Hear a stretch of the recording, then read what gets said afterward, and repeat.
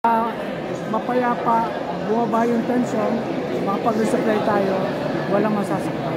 Sir, reaction lang po doon sa declaration ng Pangulo about Pogo? Ito ay magandang desisyon ng Pangulo na once and for all ay ban na yung Pogo. Pero binigyan ng pagkakataon yung ibang mga kababayan natin trabaho makalipat sa ibang trabaho. Wala na yung magiging debate about kailangan bang yung Pogo o hindi kailangan yung Pogo pagpatuloy. Nakita natin yung epekto sa kriminalidad. So ngayon, sama-sama na, LGU, law enforcement, private sector, NGOs, concerned citizen, na hanggang end of the year ay i-close na natin lahat ng Pogo. Sir, mag-elevate na po ba yung pag-describe natin sa Pogo from national security to national, from national concern to national security? Hindi na, kasi nga, from national security concern, law enforcement issue, pinagbawalan ng Pangulo. So, papalaksin natin yung law enforcement para pigilan na lahat ng operasyon. After the end of the year, yung mga illegal Pogo, lahat yan hahabulin yan.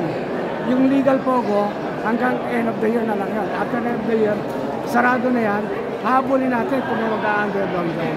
Paano po sisimula ng national security yung kanilang contribution sa effort na yan, sir? Well, una-una, no?